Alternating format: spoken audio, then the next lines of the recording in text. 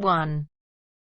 You'll hear a student asking for advice on her accommodation. First, you have some time to look at questions 1 to 6.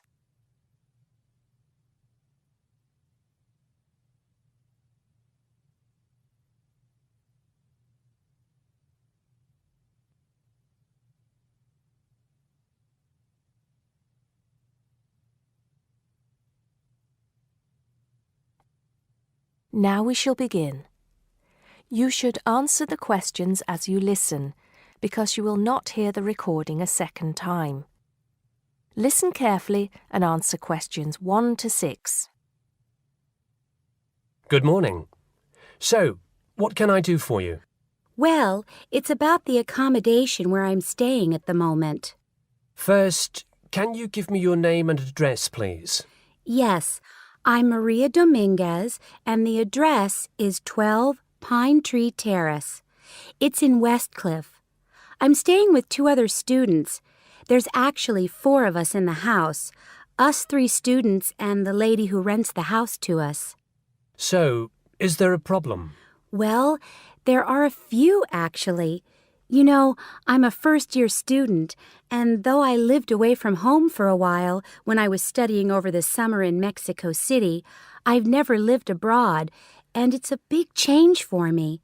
The course is tough, but that's not the main difficulty. I'm coping with that up till now, anyway. The accommodation was arranged for you by our office, wasn't it? It's a nice place by the sea. Okay, but it's difficult. There are only a few buses, and it takes about 50 minutes. It's just so far away, and there's no way I can get back if I want to stay on after 7. And also the other thing is, there's nothing to do there. It's basically just a village. All my friends stay on campus. What about the girls you live with? Do you get on with them? Well, when I see them, but one of them is hardly ever there. Mostly she stays in a house with friends. They've got plenty of extra space, you see. The other girl is quiet as a mouse and hardly ever leaves her room. The landlady's friendly enough, though a bit forgetful, and she doesn't keep the place very clean. I don't have any real problem with her as a person, though. I understand it's rather far away. So I suppose you'd like us to find you a place in the halls of residence or closer by in the town. That would be good.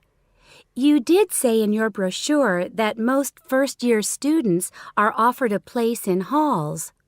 I think it actually said final-year students have priority there. They need the library facilities more for studying for their finals. Before you hear the rest of the conversation, you have some time to look at questions 7 to 10.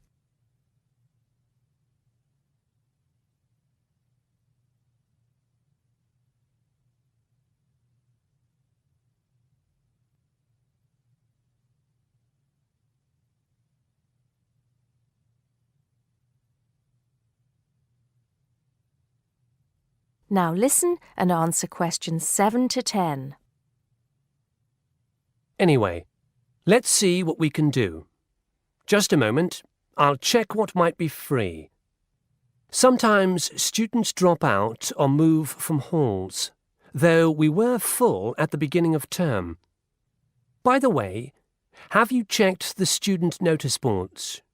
You know there's one in each of the 4 colleges, don't you? There are often requests for people to share houses, and it can be quite cheap. No, I hadn't thought of that, but it's a bit of a risk living with complete strangers. Now, I see there's a room free in Hillside College. That's the one with the tall tower, right? That's it. It's the smallest college and has a reputation for being quite fun. Oh, but it's a shared room. Would you consider that? That's going to be a problem for studying, isn't it? What if she plays music all the time, and maybe we won't have anything in common? Maria, I see you're studying history. So is this girl, Francesca. She's Italian. Well, at the moment I'm doing the General Humanities course, which includes history, but actually I'm planning to change to literature quite soon. That's not the thing, though. I really want a room on my own. Right. I'm afraid I don't see any other openings. There's nothing showing up on the computer, at least on campus. Well, if I have to stay where I am now, I'm going to find it more and more depressing. Here's one more thing we can try. The university owns several places on the Thanet Road and also by the West train station. Both of these are about a 20-minute walk down the hill. They're not the newest of buildings, but I could check for you. Can you come back tomorrow? Oh, no, that's Saturday. What about Monday? Yes, sure. I'd really appreciate it if you could do something for me. Let's hope so. That is the end of part 1. You now have half a minute to check your answers.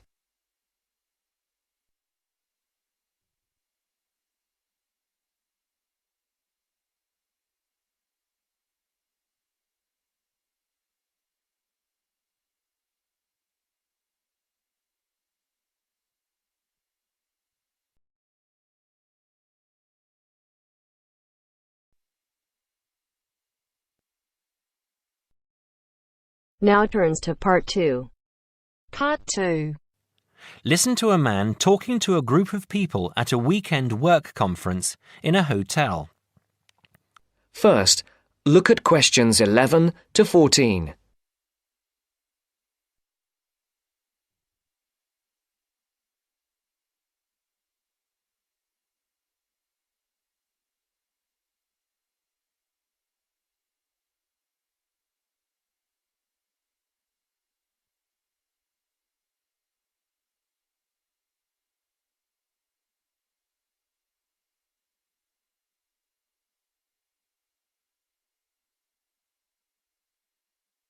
Listen carefully.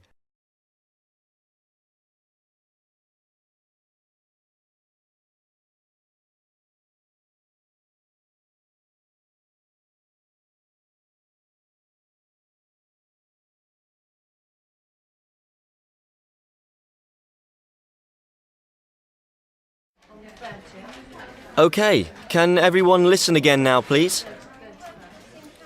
Now you know how much of the weekend will be work and what some of the meetings and sessions are about, I'd like to tell you something about how you can spend some of the free time you have over the weekend, both inside the hotel and outside in the town centre. As I've said, you'll be free from around 5 today and on Saturday and from lunchtime on Sunday, and there's plenty to do. This is the first time we've had the conference at the Royal Spa Hotel, and I'm sure you'll agree it's a very nice place. Really, there's no need to leave the hotel at all if you don't want to, but I'm sure some of you will want to get out for a change of environment. OK, first, restaurants and bars. I'm sure you all saw that there was a bar near the entrance as you came into the hotel, but there are actually 2 more bars. One is also on the ground floor, behind the main restaurant, and the other is on the top floor. That one has a very nice terrace where you can sit outside and enjoy the view. That bar is for hotel guests only and is usually a bit quieter. As I say, the main restaurant is on the ground floor. We will have breakfast and lunch there, so you'll get to know it well. There is also a smaller restaurant for coffee, sandwiches and snacks on the 3rd floor, and that is also only for hotel guests. There is a gym and health club in the basement.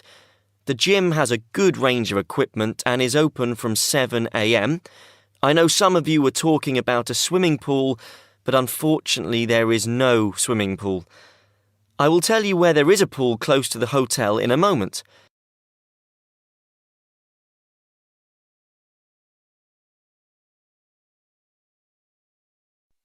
Before the broadcast continues, look at questions 15 to 20.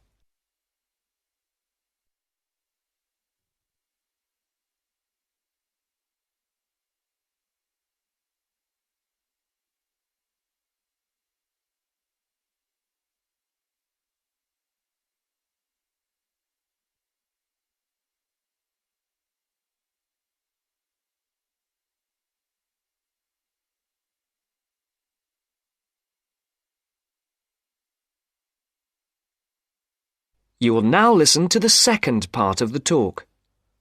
Now, I hope to see some of you around the hotel over the weekend, but I'm sure you will want to get out and see the town at some point. If you'd like to look at the map on the screen, I'll show the area around the hotel. There is a map of the town centre in your welcome pack too. OK, you can see the hotel here in the middle of the map and the main entrance here at the top in Carlisle Street. OK, that swimming pool I promised to tell you about is here in Cromwell Road. If you turn right out of the hotel, it's about 10 minutes up the road in the 3rd Street on the left. It's open until 7 p.m. and until 5 on Sunday. There's a very nice park here to the north, again about 10 minutes away. In the middle of the park is a boating lake, so if the weather's good on Sunday, it might be a nice way to relax.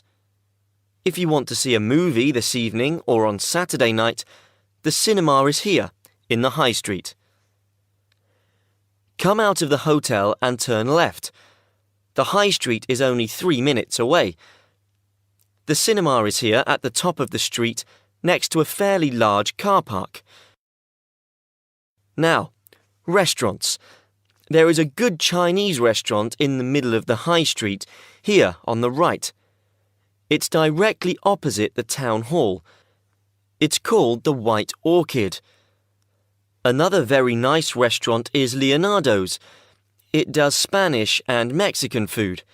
It's here at the bottom of the High Street. So, turn left at the end of Carlisle Street, walk down for 5 minutes, and you'll see it on the other side of the road. I went to Leonardo's last time I was here, so I can recommend it. Now, if anyone wants to see some live music, there is always a jazz band playing at the Pink Coconut. Yeah, that's right, the Pink Coconut. That's here in a little street behind the hotel. The street name is not on the map, but it's easy to find. Turn right out of the main entrance and then take the first right to go back round to the back of the hotel. So, I think that's everything. Please ask me if you have anything else. That is the end of part 2. You now have half a minute to check your answers.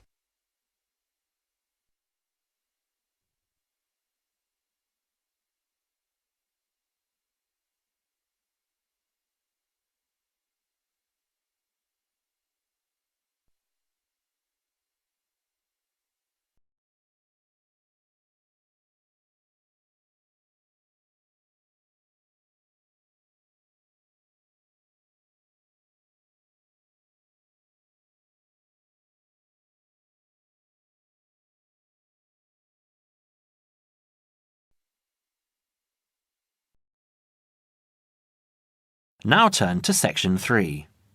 Section 3. You will hear a dialogue between two students, David and Jim. First, you have some time to look at questions 22 to 25.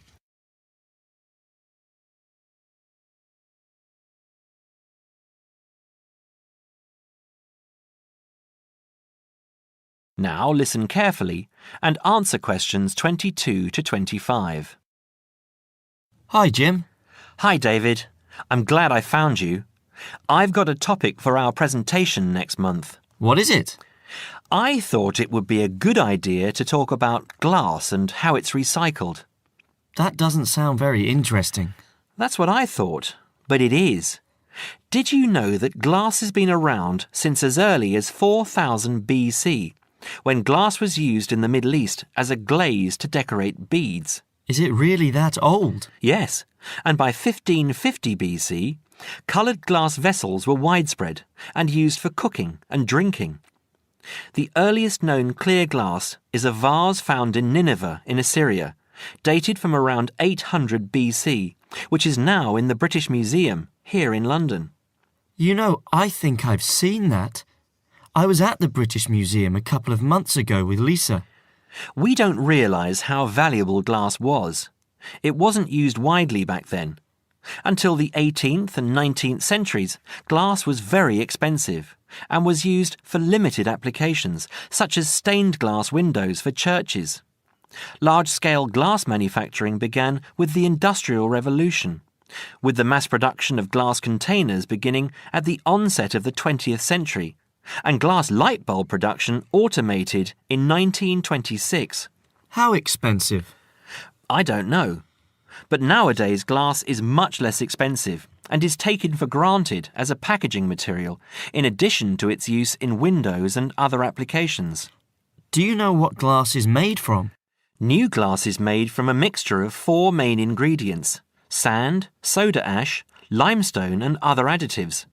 These additives include iron for colour, brown or green, chromium and cobalt for colour, green and blue respectively, lead to alter the refractive index, alumina for durability, and boron to improve the thermal options.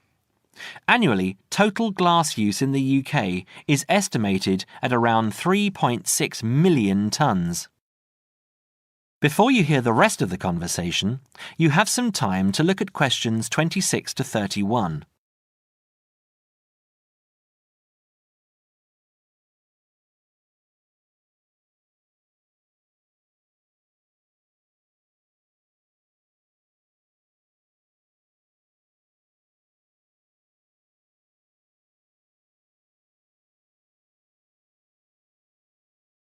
Now listen and answer questions 26 to 31. You're kidding. That's phenomenal. What do we do with all that glass? Where does it go?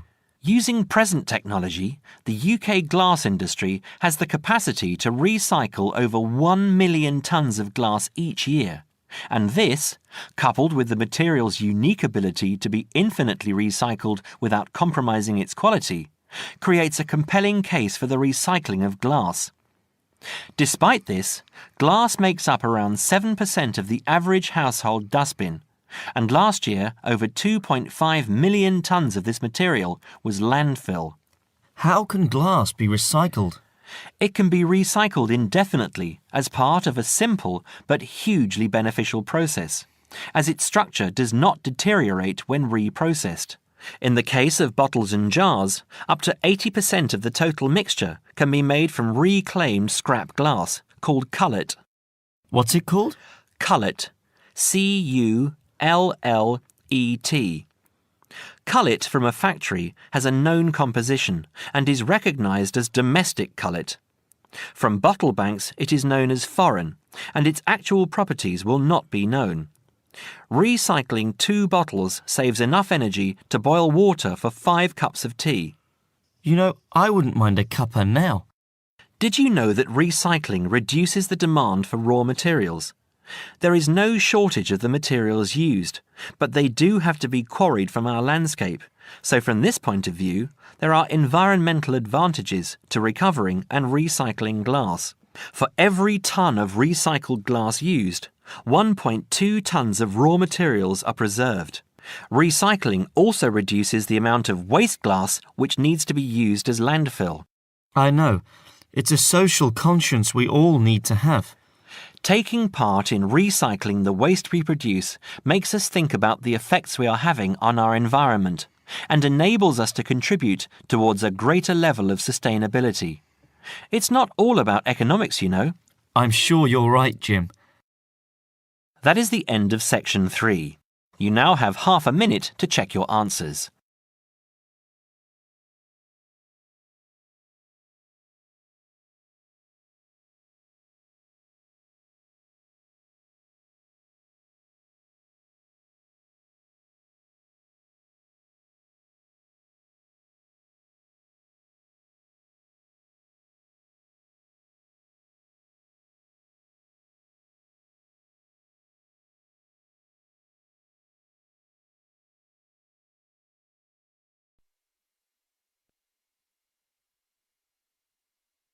Now turns to part 4.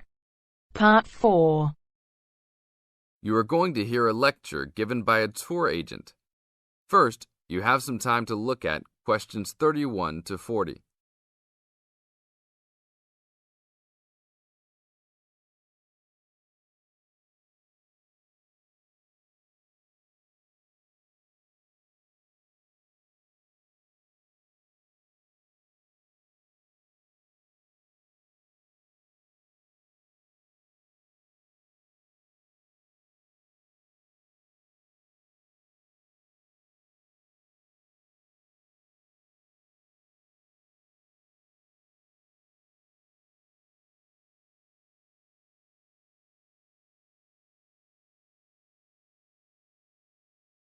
Now listen to the tape and answer questions 31 to 40. Welcome to Hawaii Tour Agency. Let me tell you a little about a special package we have going on this week.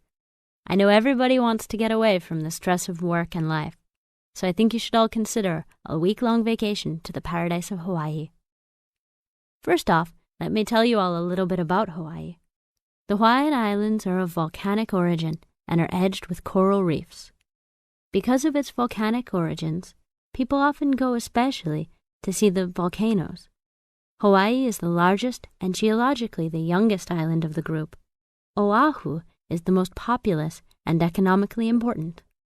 The capital of Honolulu is located on the island of Oahu, the only U.S. state in the tropics.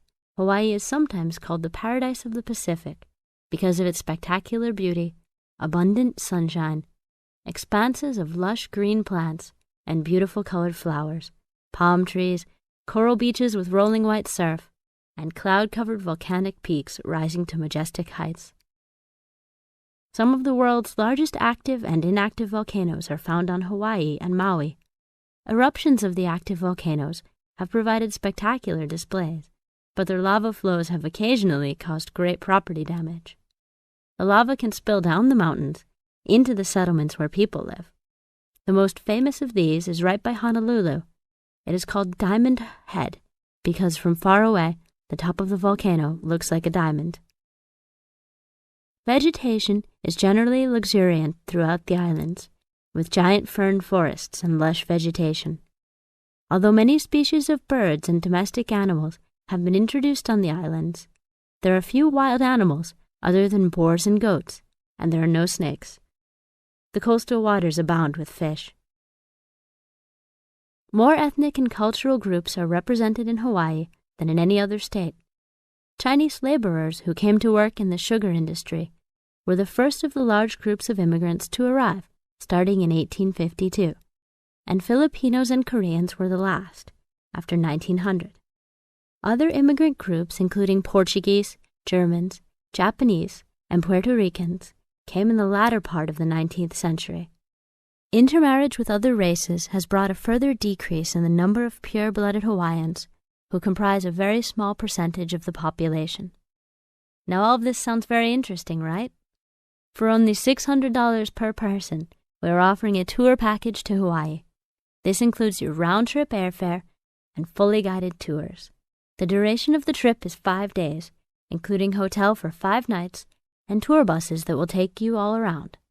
We will go to the famous beaches, the volcanoes, and the forests. Sign up today to save your space, as seats are running out quickly. That is the end of part 4.